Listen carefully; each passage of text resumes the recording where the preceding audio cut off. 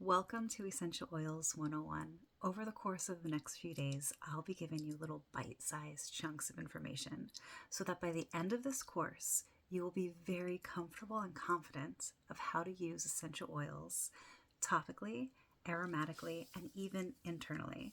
So we're not talking about the essential oils that you go and you might see at the local department store shelves. We're talking about therapeutic essential grade oils that you can safely use topically and internally as well.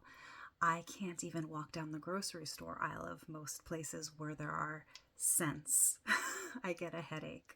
So these are very different, and I know many of you want to geek out on why the quality is so different. Feel free to head over to my website, liveyourradiantlife.com, and you can go to town with it.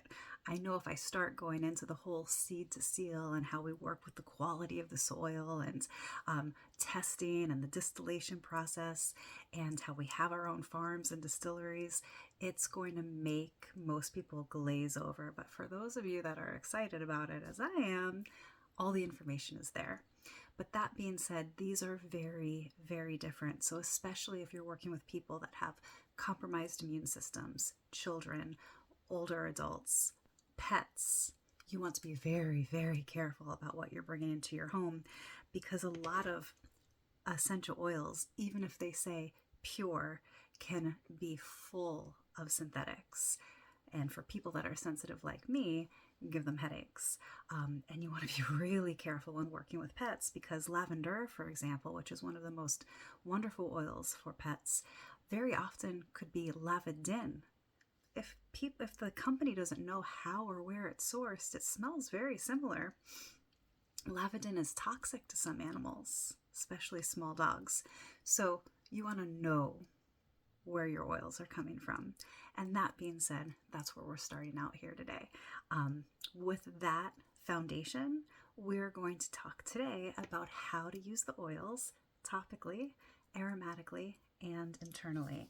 And over the course of the next few days, I'll be going over the oils in the starter kit, because that's where most of us began or are beginning. And by the end of this little 101 course, you will know how to use the 12 oils in here. But wait, it's not just the ones on top. Make sure that when you get your kit, you look underneath, because underneath, oh wait, there's more. There are 2 more oils in here, one of which I'll be talking about. So it's on my little table, as well as some Ninja Red, and there's some Thieves, either spray or hand sanitizer in there as well.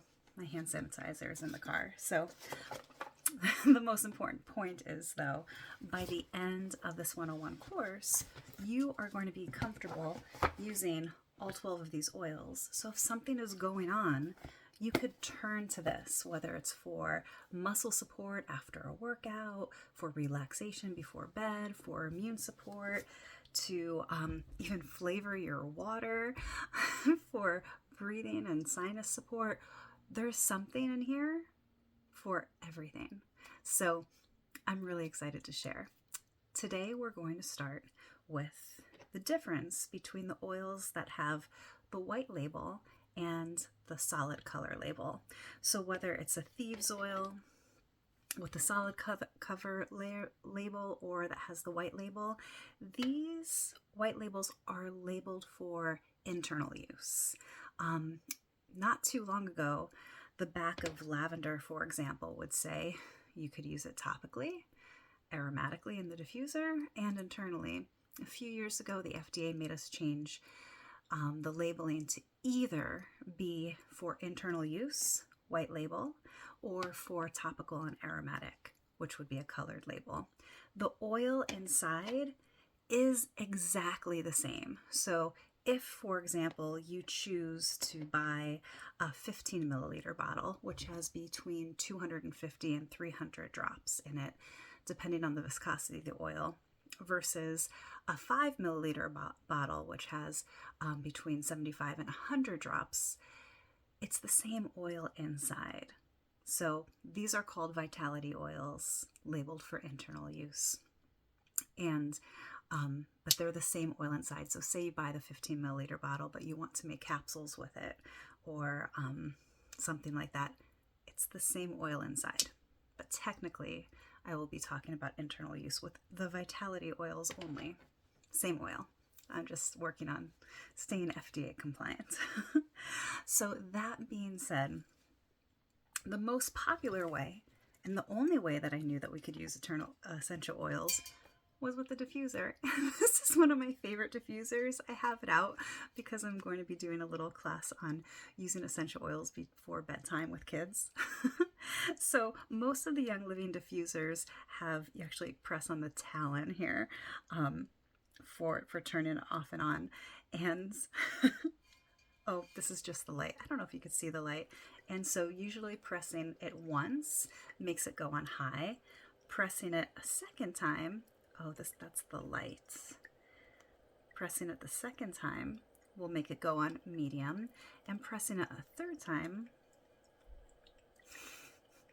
will make it go intermittently, 30 seconds on and 30 seconds off. So you can see that the lights, there we go, that's the 30 seconds on, 30 seconds off. It's showing a little differently on the video, like it's fluttering in the video, but not in real life. It's because that's the little, yeah. So you get to do all the different colors, or you could stay on one color or cycle through them. So most of the diffusers have colors, and most of them have these 3 different settings. So when you have the essential oil, you're going to fill up the water to, there's a little, it's different in every one, but there's some little spot that you fill it up to.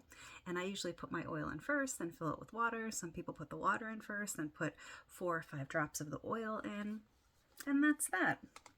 And then I usually let it run. It shuts off automatically, and depending on what setting I have it on, it will run for usually 4 hours, 6 hours, or 8 hours. And every diffuser is a little different, but the same basics. And all the Young Living diffusers have a year warranty on them. So if anything goes wrong within the first year, call Young Living. They will help you take care of it. Most of the diffusers I've had, I've had for 5 to 10 years, and I've dropped them numerous times. They are fantastic quality, and most importantly, they have a really big square footage.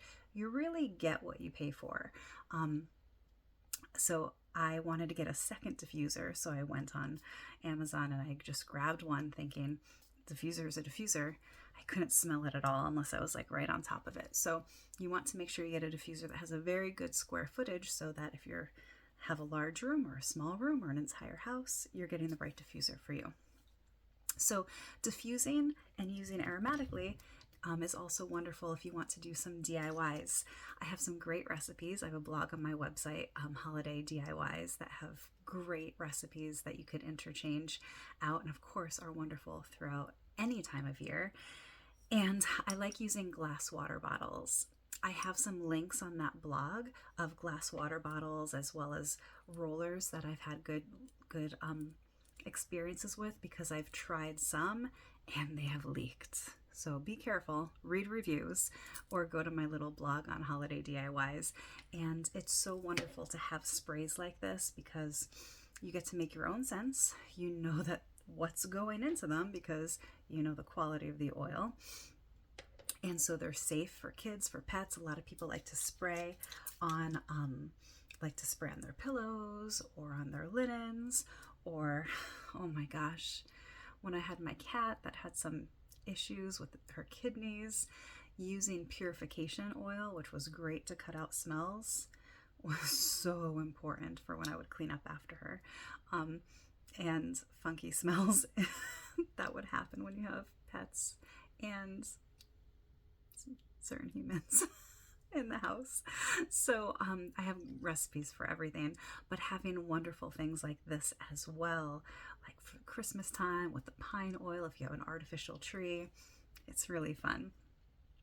So there's lots of ways to use the oils aromatically. And when we work with using the oils topically, we want to make sure that if we're using a hot oil, for example, like Thieves is the most popular Young Living blend. It's great for immune support, but it has very hot oils. Cinnamon, clove are very spicy oils. So if you smell something that's very strong scent, you might want to dilute it with vegetable oil. Coconut oil is great. I usually use avocado oil because it doesn't have a scent, especially if I'm making a roller. Avocado oil has a very neutral scent. Young Living has a wonderful V6 oil base that I use as well. Wonderful to not have a scent, but when you're using things like coconut oil and olive oil, they have their own scent. Avocado is a great one. So some of the oils are also pre-diluted. When you get any oils that have a little bit of a kick to them that are quote hot oils, like the Thieves Roller, that's already pre-diluted. There's different rollers, so you could use them right on your skin. Rollers, especially for kids, and all the Kid Scents line are also pre-diluted. So a lot of times you might want to pre-dilute an oil if you're using it on very small kids, any older adults that might be on a lot of medication, and when we get into using them with pets, you dilute them basically for their size. But most of the oils I use neat, straight. So this is a lavender oil, and when you use an oil, you don't want to put your finger on it like it's a perfume and go like this, especially because sometimes I might put lavender in a capsule. When we talk about lavender, I'm going to tell you about how I make capsules out of lavender, peppermint, and lemon when it's change of season in the spring. I'll be staying FDA compliant and saying things like I use these oils to support my respiratory system instead of saying I'm using them to treat anything. So just read between the lines. But often I'll put lavender in a capsule before bed or when I'm making that little blend for the springtime. So I don't want to contaminate it by pressing the top of it. And if you just hold the bottle at a 45-degree angle, you'll see 1 or 2 drops comes out. And then usually I'll just rub the oils together. Sometimes I might put them on my neck or my shoulders. The bottoms of the feet are one of the best places to put your oils because the pores are the biggest. And once you put the oil on the bottom of your feet, it's the fastest absorption because the blood flow is going back up through your body. So within 22 minutes, it circulates through your entire body. Within 20 seconds, the oils are affecting your brain waves. And just taking a few deep breaths in with your hands cupped, you notice a difference to your stress levels immediately. So I like using certain oils before bed, putting them on the bottoms of my feet. I might want to dilute something like the Panaway, that is great for muscles. I usually use it neat, but if it's for a small area, but if I want to use it on a large area, like if I just went on a big hike and I would like to put it all over my legs, I might want to dilute this with a coconut oil so that a little bit goes a long way. And then it's almost like time released because the coconut oil takes a while to be absorbed. And if you put an oil directly on your skin, that lavender was absorbed into my skin within a few seconds. So having it diluted in a vegetable oil takes more time for it to be absorbed into your skin. So it's like my little time release version. I usually prefer to use it straight, as I said, but these are wonderful options, especially if you are going to incorporate them into a massage or want to cover a large area of your body. So those are great ways to use it topically. When in doubt, bottoms of your feet are great. Thieves, for example, that hot oil that I would dilute if I put it anywhere else, I use straight on the bottoms of my feet. That being said, sometimes if I'm sleeping, the bottom of my foot, if I'm on my side, might go on the top of my other foot. And the top of the foot is a very sensitive area, like for skin. So you could possibly wake up and have that top of your foot feel a little red or itchy or burny. If that happens, just grab some vegetable oil and put it right on top of that area, and it eases it right away. Also, I very often get oil in my eyes. I use peppermint oil all the time, like on my forehead and my temples, underneath my nose, if I'm exercising, when I'm driving the car to stay awake. And very often I'll end up getting it in my eyes. I'll be using it, I'll touch my eyes, or some of it might drip down my eyes because I'm using it too liberally. Number one, it's not going to do any damage. But number two, if you want to ease it, like I remember one time I was making capsules with frankincense, and somehow as I was making capsules, a drop went right in the center of my eye, like splashed, and it burned. I wasn't going to like blink and wait the minute or two like I usually would for peppermint and let it go away. It was burning. So all I did was I got some olive oil. I was in the kitchen. I put it on the back of my hand, and just like a contact, went like this and immediately was gone. I wish somebody had told me this, because the first time I got peppermint in my eye, I went and tried to wash it out with water like I was taught in 11th grade chemistry class. No, water and oil don't mix. So you don't want to rinse your eye out with water. You don't want to hop in the shower and then try to wash an oil off, because water will just make it go deeper and burn more. One of my favorite oils is Digize, and a lot of the moms in our group use Digize on their kids' bellies after they take a bath. It just helps keep things moving, and especially with kids, that's sometimes an issue. Digize is wonderful. We usually use it straight. The Tummy Gize is the kids' version of it that's already pre-diluted, but we usually use the Digize straight. One of my friends had their kid out of the bath. He was still sweating, so when she put the Digize oil on his belly, his belly started burning, but he knew because he's an oiler kid, and he said, "Mommy, get the magic oil." And the magic oil is the coconut oil, because it goes from solid to liquid when you warm it up. So she's like, "Mommy, it's burning. Get the magic oil." She put a little coconut oil on his belly. Immediately, it's fine. So these are just things you need to know when you're using the oils topically. And then finally, yes, you could use these oils internally. And in fact, a lot of the oils are ingredients in our supplements and in our powders. They help with the bioavailability, and it's what really makes our supplements stand out.